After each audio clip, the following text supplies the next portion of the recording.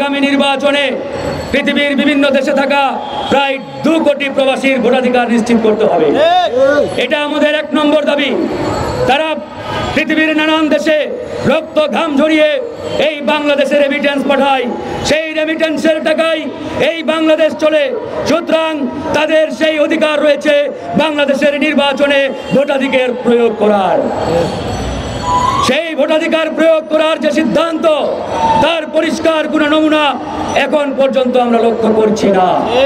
এরপরে আমরা বললাম শুধু প্রবাসীদের ভোটাধিকার নিশ্চিত করলেই হবে না, তাদের জন্য পার্লামেন্টে আসন সংরক্ষিত করতে হবে। আজকে সংসদে নারীদের জন্য 50টি আসন সংরক্ষিত আছে। সংস্কার কমিশন তারা প্রস্তাব করেছে এই 50টা আসন বাড়িয়ে 100টা নাকি করতে হবে। এই সংস্কার কমিশনগুলোকে বলতে চাই, একই সাথে কেন বলতে পারলেন না পৃথিবীর বিভিন্ন দেশে 2 কোটির ওপরে প্রবাসী রয়েছে, তাদের জন্য 5 কিংবা 10% আসন বরাদ্দ করা হোক, সংরক্ষিত করা হোক। আপনাদের চোখে এই প্রবাসী ভাইদের হাহাকার হাজারি লক্ষ্য করেন না আপনারা শুধু দেখেন যারা যেদিকে চাপ দেয় সেদিকে আপনারা নুয়ে পড়েন, কিন্তু প্রবাসীদের কষ্ট দুঃখগুলো আপনাদের কান পর্যন্ত পৌঁছায় না। তাই বন্ধুগণ, আজকে গণ অধিকার পরিষদ সেই 18 সাল থেকে প্রবাসীদের অধিকার আদায়ে সোচ্চার ভূমিকা পালন করে আসছে এবং এই ভূমিকা ইনশাআল্লাহ আমরা পালন করে যাব। ইতিমধ্যেই আপনারা জানেন বিদেশে কোনো প্রবাসী মারা গেলে এর আগে ব্যক্তিগত খরচে সেই লাশ বাংলাদেশে আনা হতো। এই একমাত্র সংগঠন প্রবাসী অধিকার পরিষদের আন্দোলনের ফলে সরকার বাধ্য হয়েছে বিদেশে কোনো প্রবাসী ভাই কিংবা বোন মারা গেলে এখন থেকে রাষ্ট্রীয় খরচে তার লাশ বাংলাদেশে আনা হয়। এই সুফল একমাত্র প্রবাসী অধিকার পরিষদের কারণেই সম্ভব হয়েছে। তো বন্ধুগণ, প্রবাসী অধিকার পরিষদ আমাদের সংগঠন, বাংলাদেশের সংগঠন, বাংলাদেশের 18 কোটি জনগণের প্রাণের সংগঠন, যাদের ভাই এবং বোনেরা পৃথিবীর বিভিন্ন দেশে ছড়িয়ে ছিটিয়ে রয়েছে। এবার আসেন, ধানমন্ডি 32 নিয়ে অনেকে অনেক কথা বলেন।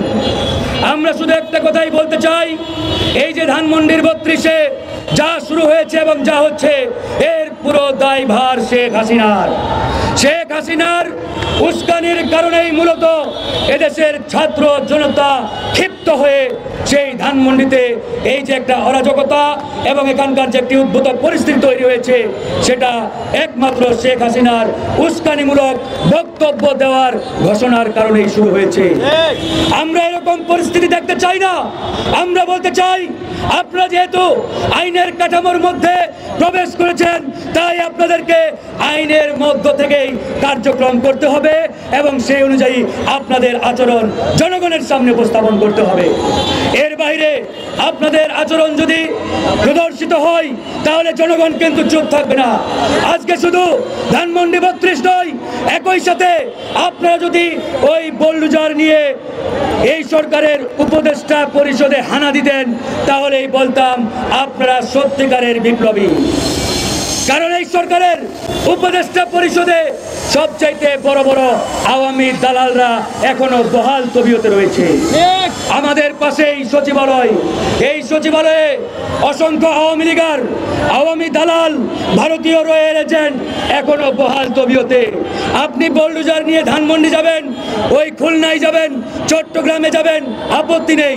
একই সাথে ওই বুলডোজার নিয়ে সচিবালয়ে আসেন, ওই বুলডোজার নিয়ে যমুনায় যান, ওই বুলডোজার নিয়ে এই সরকারের যেখানে যেখানে ফ্যাসিবাদ আছে, আওয়ামী দোসর আছে, ভারতীয় রয়ের দালাল আছে, প্রত্যেকটা জায়গায় হানা দেন, ভারতীয় দালালদের উৎখাত করেন। তবেই বলবো আপনারা সত্যিকারের বিপ্লবী। অন্যথায় আমাদের পরিষ্কার বক্তব্য, ছাত্র জনতাকে ভুলভাল বুঝিয়ে তাদের আবেগকে কাজে লাগিয়ে আপনারা আপনাদের রাজনৈতিক ফায়দা হাসিলের চেষ্টা করছেন। আপনাদের এই অশুভ ফায়দা, অশুভ চিন্তা, আপনাদের এই অশুভ রাজনৈতিক কৌশল এদেশের ছাত্র জনতা ইতিমধ্যেই ধরে ফেলেছে। সুতরাং সঠিক পথে সঠিক সৈনিক রাস্তায় না থাকলে এদেশের ছাত্র জনতা বেশিক্ষণ চুপ থাকবে না বন্ধুগণ। তাই আমরা বলতে চাই, আমাদের কথা একবারে পানির মতো পরিষ্কার। বাংলাদেশের প্রত্যেকটা জায়গা থেকে আওয়ামী দোসর ভারতীয় রয়ের এজেন্টদের বিতাড়িত করতে হবে। সেটা শুরু করতে হবে প্রধান উপদেষ্টার দপ্তর থেকে। ইতিমধ্যেই আপনারা জানেন, প্রধান উপদেষ্টার দপ্তর তথা উপদেষ্টা পরিষদেই ভারতীয় রয়ের এজেন্টরা রয়েছে।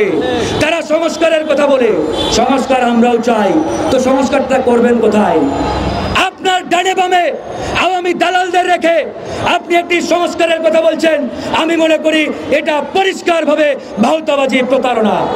যদি সত্যিকার অর্থে এই সংস্কার করতে চান, আপনার ডানে বামে সামনে পিছনে যে সকল রয়ের দালাল রয়েছে, আওয়ামী দোসর রয়েছে, তাদেরকে সবার আগে উৎখাত করেন, তাদেরকে বিতাড়িত করেন, তাদেরকে সরান। তবেই জনগণের কাঙ্ক্ষিত সংস্কার আপনাদের মাধ্যমে সম্ভব। অন্যথায় কোনোভাবেই জনগণের কাঙ্ক্ষিত সংস্কার সম্ভব নয়। তাই বন্ধুগণ, আমরা গণ অধিকার পরিষদ এবং আমাদের যে অঙ্গ সংগঠন বাংলাদেশ প্রবাসী অধিকার পরিষদ, আজকের এই প্রবাসী অধিকার পরিষদের যে প্রধানতম দাবি, বিমান ভাড়া কমাও, প্রবাসীদেরকে বাঁচাও। বিমান ভাড়া কমাতেই হবে। এক সময় বিমান ভাড়া ছিল 60,000 টাকা, সেই জায়গায় আজকে হয়ে গেছে 1.5 লাখ টাকা। এটা মগের মূল্য নয়, এটা মগের মূল্য নয় যে যা ইচ্ছা তাই করবেন। সুতরাং 2 কোটি প্রবাসী তারা এই বাংলাদেশ বিনির্মাণে অনবদ্য ভূমিকা রেখে যাচ্ছে। তাদের দিকে তাকিয়ে তাদের এই আজকের দাবি এই সরকারকে অনতি বিলম্বে মেনে নিতে হবে। অন্যথায় প্রবাসী অধিকার পরিষদ আরো কঠোর থেকে কঠোরতর কর্মসূচির দিকে যেতে বাধ্য হবে। আজকে যদি এই দাবি মানা না হয়, আগামীর কর্মসূচি হবে যমুনার সামনে, প্রধান উপদেষ্টার বাসভবনের সামনে। ভালো থাকবেন, আল্লাহ হাফেজ।